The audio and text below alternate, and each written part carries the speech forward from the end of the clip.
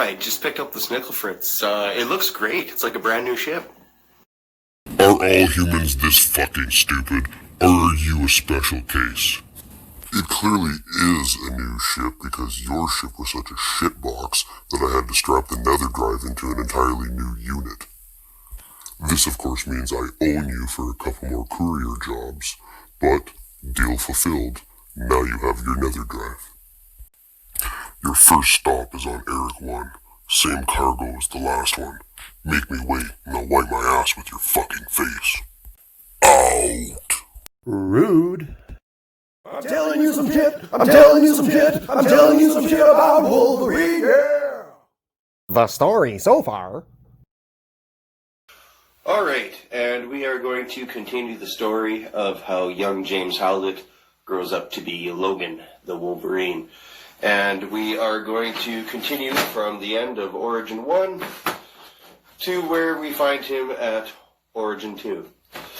And that is still living as a wild man in the woods of British Columbia, Canada. As I mentioned in the last episode, this was quite a chunk of time that he spent living as a wild man in the woods. I think I had it between 50 and 62 years. So quite a while. And there's a couple stories that come out of that period of time, but generally speaking, it's really short on details. In any case, when we pick up with Logan again, he is living with a wolf pack. We don't know that it's the same wolf pack he was living with in Origin 1, but in any case, it's a pack of wolves, and he's hunting with them and sharing food, and so on. And things kind of seem fairly idyllic. He seems to have found some sort of peace living as an animal in the woods with this pack of wolves. But then a new element enters the scene, and this is a polar bear that has wandered down from the north and is just kind of doing laps in their territory, looking for food, but it's an animal that isn't really built to live there. It's built to live up north, eating seals and so on, and all of its natural talents are kind of useless here. The appearance of the polar bear is kind of an interesting point in Logan's life, because it's the first time in half a century that he's felt pity for something else. And he begins leaving food offerings, berries. I think there was a pumpkin in the picture. Stuff that, like, say, a grizzly might like to eat. But this is a polar bear. It doesn't want to eat what grizzly bears want to eat. It wants meat. And eventually, this kindness does not pay off because the polar bear decides that the wolf pack is meat. And Logan arrives to the den one day to find that the polar bear has massacred his entire wolf pack. Logan responds to the murder of his wolfy family in an extended and exceptionally gory sequence that definitely takes advantage of the contrast of the red blood against the white snow. At the end of it, the art reveals a tag on one of the polar bear's ears that reads Essex. And a few of you may recognize that name as part of Nathaniel Essex, the real name of an X-Men villain named Mr. Sinister.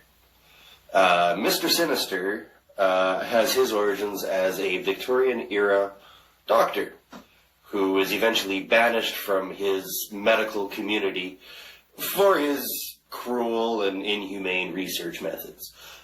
He was a kind of ahead of his time researcher that had recognized the emergence of the mutant species and was really keen on figuring out just what makes them tick. In any case, Mr. Sinister himself soon makes an appearance in the story, working in conjunction with members of Hugo the Great's circus. And they eventually manage to gas Logan out of the woods where his den is located, and eventually manage to take him down and capture him. and take him to the circus. They do this in cooperation with the help of a couple of our next two main characters, that being Clara and Saul Creed. And some of you may recognize that name as well, the surname of a certain Mr. Victor Creed, better known as Sabretooth, Wolverine's reoccurring nemesis in the comics for, at this point, a good 30 years. But these are his siblings. I'll tell you right away. You don't really realize this until the end of the story. You actually don't realize that they are siblings until near the end of the story. In any case, they are a big part of how they are able to take Logan down because of their very similar abilities. Clara has the additional ability to calm and communicate with and maybe control animals, which she seems to use to chill Logan out long enough for her brother to tackle him and take him down. When he wakes, he is part of the circus, and they are doing their best to make an act of him. They have him set up in an electrified cage in the middle of the ring, and are trying to make him talk. He's not terribly cooperative, so he mostly just gets a bunch of shocks out of it. Clara and Saul are kind of the caretakers of Wolverine while he is at the circus. And in the short sequence that introduces them in this situation, you kind of see that Saul's damaged goods. He wakes up from a nightmare screaming and yelling at something. And you see that Clara's this kind, caring person that has a lot of sympathy for both of them. They're both sad cases, kind of the broken baby bird syndrome, and, she has a lot of empathy.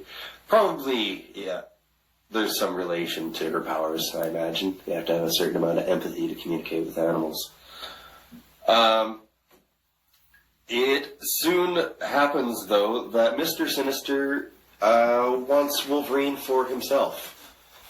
He attempts to get him to buy him from the circus, but the ringleader isn't so willing. He figures he's got a star attraction on his hands, sees dollar signs, and doesn't want to let him go. Mr. Sinister tricks him and his men into coming to his lab, and he ends up gassing them to death and just taking Wolverine. And then, of course, being Mr. Sinister, performs several hours of surgery and morbid experiments on Wolverine. Later, I think it's that same evening, Clara convinces Saul to help her break Wolverine out of the lab. And he does, and they manage to get him out of there, and the three of them run off. They run off to what I'm assuming is a nearby town, and they attempt to kind of acclimatize Logan a little bit to being around people again by taking him around town. They go into a butcher shop and they're going to buy some sausages, and everything seems to be going all right. Wolverine manages to talk to the guy and communicate and everything, and that's fine. When the old guy taps on his shoulder to give him his change, Wolverine turns around and attacks him with his claws. So, with that, their cover's blown. They know that the savage clawed guy from the woods is hiding out in town. So they have got to make a run for it. And so Clara and Logan head back to where they've been hiding out and kind of lay out the situation to Saul. And he's kind of, understandably, annoyed by the whole thing, and annoyed by Wolverine and his clear emotional issues, and the fairly obvious bond that's growing between him and Clara. He's a little bit jealous. So he kind of throws his hands up in the air and says, "Fuck, piss on this noise," and takes off. And then we have Logan and Clara sit there, and they kind of have a little heart-to-heart, and he finally opens up and tells her what's been on his mind and the horrible memories and what happened and how he hurt a girl he knew, and so on and so forth, and basically how he ended up being a wild man in the woods and how he's not really comfortable around people. With Saul having stormed off in frustration, it eventually transpires that the two of them get to know each other a little bit better in his absence. In the aftermath of this, while they're laying sleeping, the door gets kicked in and a bunch of Sinister's men storm in. They attack and are clearly trying to take out Logan. He does his whole berserker rage thing, kills them all, and in the scuffle, he ends up stabbing Clara with his claws.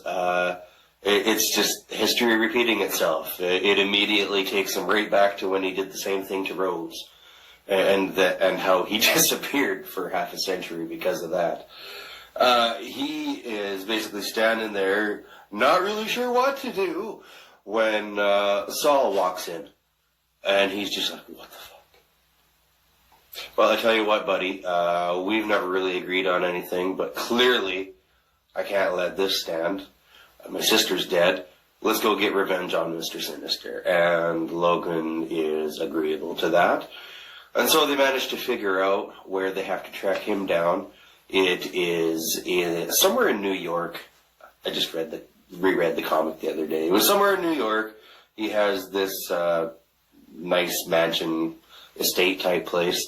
And it's fairly heavily guarded. It's got like barbed wire fences, razor wire fences around it, several guards, at least a dozen guys. They all have machine guns, which for this period of time are pretty fancy.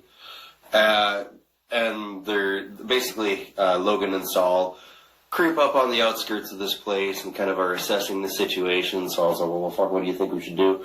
And Logan just jumps up, charges right into the place, jumps up over the fence, kills the dozen men, and just decides to keep on walking into the building, leaving Saul kind of standing there like, what the fuck?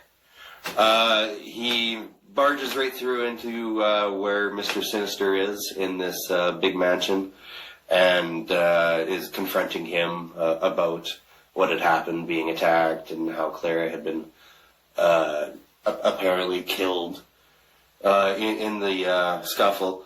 Mr. Sinister reveals rather casually that, oh, well, that wasn't supposed to happen. That wasn't part of my agreement with Saul. Which, clearly Logan enjoys that tidbit of information. Mr. Sinister, clearly underestimating Logan, gloats a little bit about it and kind of monologues a little bit, and when he turns back to him, he's got Wolverine's claws in him and gets tossed out the window. Having tossed Mr. Sinister out the window, Logan's turning to leave, and there's Saul. And basically it's like, you fucker, you set this whole thing up. This is all your fucking fault. So they start to fight, and it's getting pretty entertaining because Logan just beats the piss out of Saul, and is basically just says, I'm just getting started. I'm going to beat you long and hard for a long time, and I'm going to, take my time with it, you miserable fuck. And right about then, Clara walks in. To the surprise of, Logan, but not so much Saul, who, kind of sits there and smirks as Clara explains the situation about how all the Creed kids, they have their various talents, but they all heal, and she was no different. And then, she is ready to leave her brother with Logan for what he did. He set up the whole thing. And then Wolverine decides it's a good idea to murder Saul.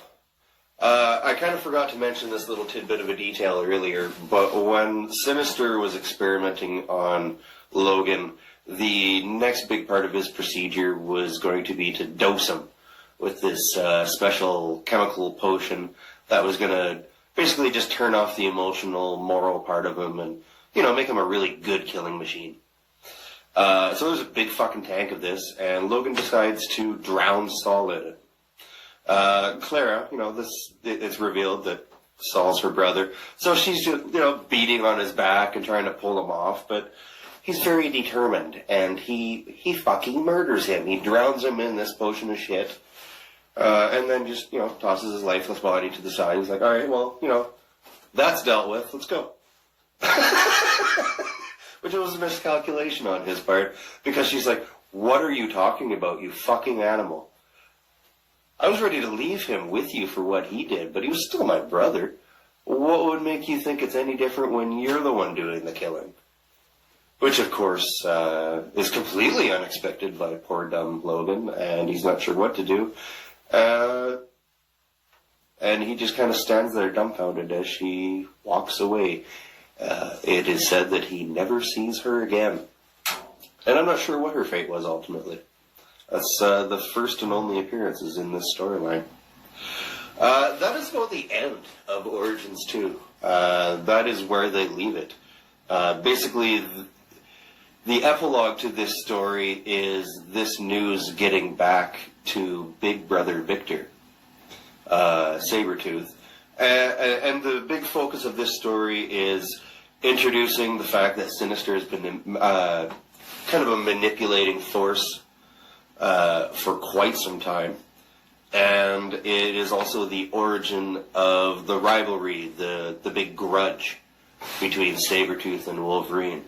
It all started over a girl and him killing Sabretooth's little brother. There was a weird, complex relationship going on with Sabretooth and his little brother, well, his siblings in general, but particularly his little brother Saul. That later, it seems, he kind of puts Wolverine in that place. Saul was Victor's little, whipping boy. Constantly torturing him, kept him in a cage, basically made his life hell. And when Wolverine kills his little brother Saul, he takes over as his replacement. Every year on Logan's birthday, from this point forward, Sabretooth tracks him down, no matter where he is in the world, beats him almost to death, and says, see you again next year, happy birthday. I told you some shit. I told you some shit. I told you some shit about Wolverine. Yeah.